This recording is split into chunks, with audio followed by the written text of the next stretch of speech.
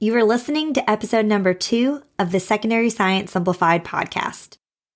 Hey, teacher friend. This episode and the next are all about doing a mid-year reset in your classroom. If you've ever wished you could hit the factory reset button, so to speak, on your classes in the middle of the year, then you are in the right place. In this episode, I'm going to walk you through the first 2 areas you can reset today in your classroom that can make all of the difference for how the rest of the year goes for you and your students. So let's get to it. This is Secondary Science Simplified, a podcast for secondary science teachers who want to engage their students and simplify their lives. I'm Rebecca Joyner from It's Not Rocket Science. As a high school science teacher turned curriculum writer, I'm passionate about helping other science teachers love their jobs, serve their students, and do it all in only 40 hours a week. Are you ready to rock the time you spend in your classroom and actually have a life outside of it? You're in the right place, teacher friend. Let's get to today's episode.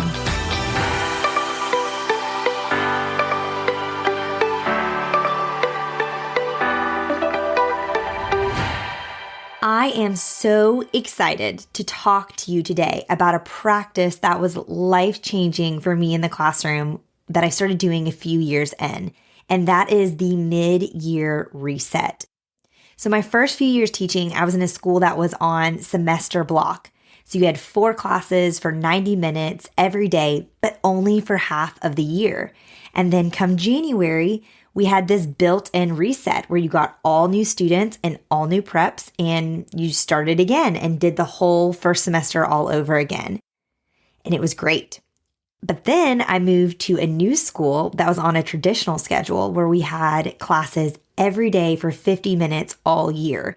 And I didn't realize how long the year would feel when you're seeing the same students every day all year. It was a huge transition. And I realized that I had to do some things differently halfway through the year in order to make it to the end of the year. And that's when I started doing this mid-year reset. So maybe you too are feeling the need to hit the reset button. It could be because, if you're honest, maybe you've allowed some bad habits to kind of get set in your classroom. I know for me, there'd be things at the beginning of the year that just didn't bother me very much. And then a couple months in, were driving me crazy. It's kind of like in college when you had a roommate and when you first met them and moved in with them, you're like, this is going to be great. Oh, that thing that they do is so funny. And then 3 months in, you're like, that thing that they do drives me absolutely insane. Or maybe you feel like you need a reset button because you have a class that just feels like it's gotten impossible to manage. And you just feel like it's a little bit out of control. It's one that you dread every day. Or maybe you need a reset because you're running at a pace that you know you cannot sustain for the rest of the school year. Like it's January and you're already exhausted. And you're like, is it too soon to put the countdown to summer on my whiteboard? Yes or no? Someone give me permission to do that.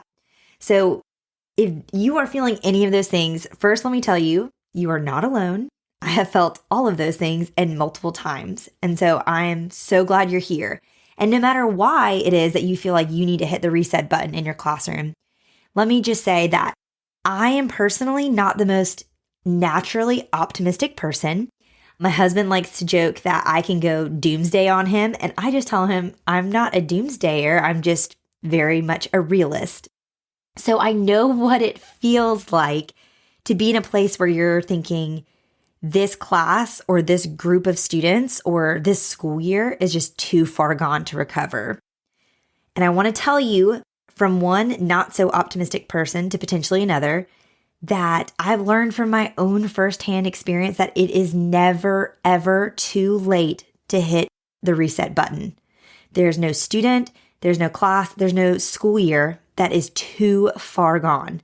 If you are committed to starting anew, you can do it. And I actually think that a mid-year reset around December, January, whenever you kind of have that like semester transition at your school, is actually the perfect time to do this, to kind of audit and reflect on your year so far, refresh some of the things you're doing with your students, and kind of correct things that may have gone awry or gone off course.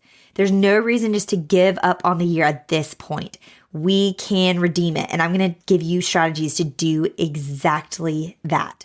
Now, if you found this podcast episode later down the road, and say you're listening in March, or maybe you're listening in the new school year and it's like October and you're already overwhelmed, I want to say to you, fear not, my friend. You can still use these strategies at any time of year. It doesn't have to be at like a natural transition point, like after a mid-year break or after spring break or anything like that. Just no matter when you decide to do it, you just need to be dedicated to making the decision and following through. And you can truly experience that mid-year reset that I know all of you can. So we're going to talk 2 ways in this episode and then 2 ways in the next episode so we can break it into chunks. So first, we're going to reset your procedures. So your procedures are how you run your class. There are any rules, routines, or rhythms that you've put into place in your classroom, whether that's intentionally, like you have sat down and taught your students these things, or unintentionally. Those are the ones that kind of sneak in that you didn't realize that you had created this habit, but now it's here and you don't like how it's going. And procedures are essential to classroom management.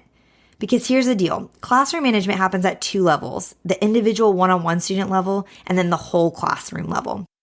Now, I really believe that those individual behavioral issues, those are best fixed on a relational level, having a relationship with that student and working with them one-on-one. But I believe that the whole class behavioral issues can be prevented if you have well-established, well-communicated, and well-reinforced procedures.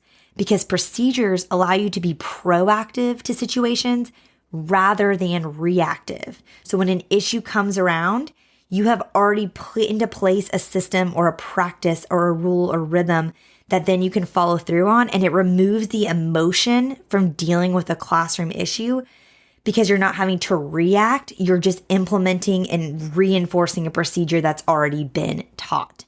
Okay, so procedures are essential. So what does resetting your procedures practically look like? First, you need to audit the ones you already have. So I don't know if you drink coffee or LaCroix or Diet Coke or whatever your little chosen beverage is, but grab that beverage, sit down, and reflect on your existing procedures.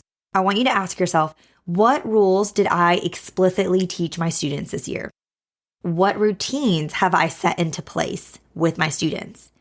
And then also ask, what habits have I reinforced with my students, whether it's been conscious or not? And this may take you a little time to really think through.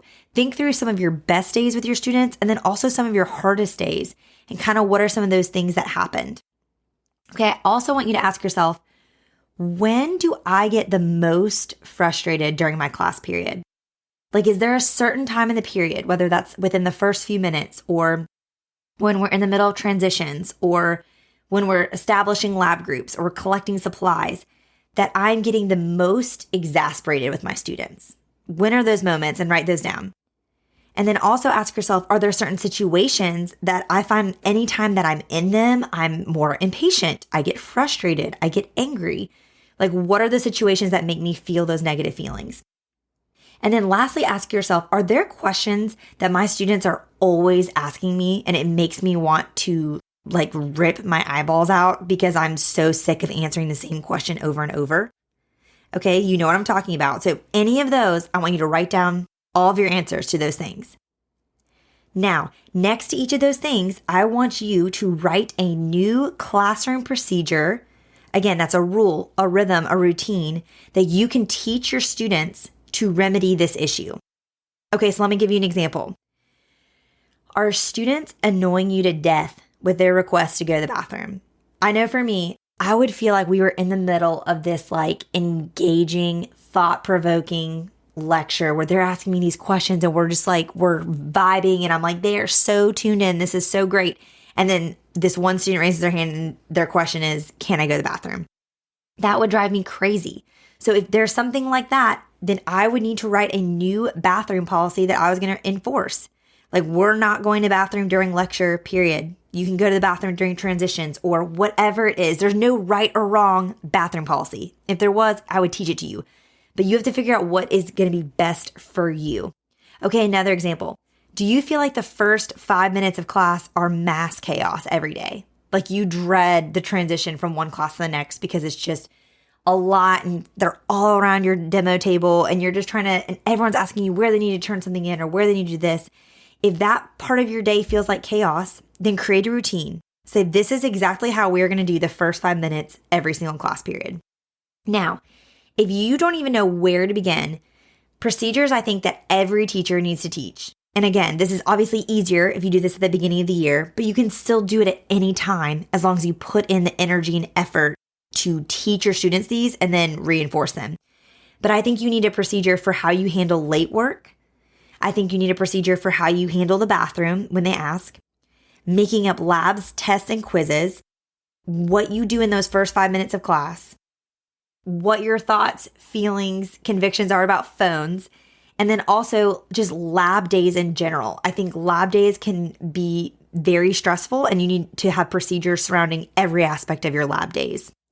So those would be the places I would start if you don't even know where to begin when it comes to coming up with procedures. And I know this may seem like a lot to write it down, but I think it really helps to have that visual of the list of like, these are all the areas where I'm struggling or my students are struggling or we're getting into conflict. And then next to them, start writing out procedures that can address those things. Because again, then it removes the drama from the situation.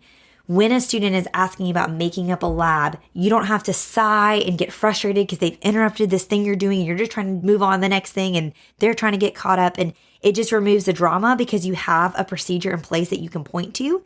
And maybe that's, you have to come at lunch and talk to me about this or whatever it may be. Again, there's no one perfect way to do all these things. The perfect way to do it is just to decide on a way you're going to always do it.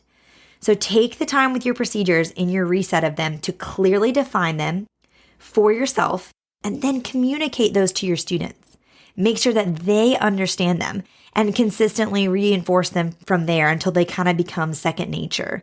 So especially if you're doing this mid-year, you're going to have to reteach them a lot because it's going to take a while to kind of reset those old habits. But eventually you're not going to have to bring them up again because your students will just understand how things go.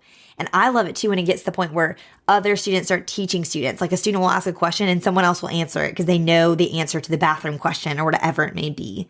So make sure you take the time to do that and just tell them, be honest, say, hey, I know we've been doing it this way since August, but we can't keep doing it this way. Like I want to hit the reset button. So here's the new way we're going to do X, Y, and Z. Okay. Now, once you feel good about resetting your procedures, now I want to reset your physical space, whatever you would define as your classroom.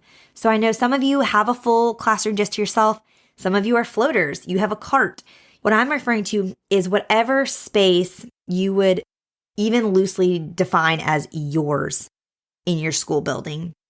Whether that's a desk you have in the corner of someone else's classroom, a cart you're pushing around between classes, or a full lab, whatever that may be. And what I've found in my experience is that most of us do a really good job with like spring cleaning before the end of the school year. Because if your school's like mine, you have a checklist you have to get through and you have to get signed off on in order for them to let you leave for the summer. So you're motivated to get it done. But things can happen and it kind of mid-year, we really need to hit the reset button again.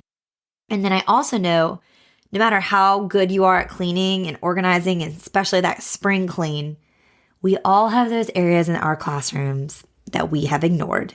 And you know what I'm talking about. That scary corner cabinet or that filing cabinet that's been locked and it's just been sitting there taking up space for the last however many years. Or that drawer that's stuck because it's so full of jars with unidentified preserved specimens. You're like, I can't even enter into that. Well, we're going to enter into it, teacher friend, and I'm here with you. We are going to hit the reset button on every area of your classroom space. Now, I know this can feel incredibly overwhelming, but I've got you because you're in luck. Organization is my love language. I binge watched The Home Edit when it came out during the pandemic. It is like my favorite show of all time. And I also know exactly what it's like to inherit a classroom from a retiring teacher who has left you files from 1982 and dozens of multi-decade old textbooks, and also just filing cabinets full of projector sheets, and you don't even have a projector anymore. So what I want you to do is right now, I want you to head to itsnotrocketscienceclassroom.com/challenge, which is also linked in the show notes. And I have a free classroom reset challenge for you. So what this is it's just a PDF, and I've taken your classroom space and I've divided it into 5 areas. And each area gets its own checklist for you to walk through one area a day in your classroom space and reset it and get it organized. Now, again, I recommend doing this over the course of a week. So you're just doing one on Monday, one on Tuesday, one on Wednesday, etc. But if you want, like if you have a teacher workday coming up and you just want to binge this on that day, that is great too. But go and make sure you grab that challenge because it's going to help you so much with resetting your classroom. And I recommend, in order to sustain whatever progress you make and ensure that you don't become that retired teacher one day with things that are decades old still stored in your classroom, I really recommend doing this twice a year. So I like to do this at the end of the year before you're leaving for the summer. And then I also like to do this around December or January in the transition between semesters. And I found it kind of happens naturally. It's great to do alongside when you're monitoring standardized tests and you're stuck in your classroom, but you're not allowed to be on your computer. You just have to be there and just stare at them. It's kind of great because you can be moving around your classroom and kind of like pulling some things out while also looking around. So I highly recommend it for that time if you're able. All right, that is where I want you to start. So first, you're going to reset your procedures, and then I want you to tackle your classroom space. And if I can encourage you, find a friend at your school or even a teacher friend online or in another district to hold you accountable and do these reflections and then the challenge alongside you. It really makes all the difference to have someone to see you through to the end of this. And then when you're ready, check out episode number 3, where I will share part 2 of my mid-year reset strategy and 2 additional areas you can hit the reset button on. Thanks again for tuning in today. If you've enjoyed the show, be sure to follow so you never miss an episode and leave a review. And most of all, tell all your science teacher friends so they can listen along too. And as I mentioned in episode 1, I'm currently doing 1 week of exclusive deals just for my email list called Cheer for the New Year.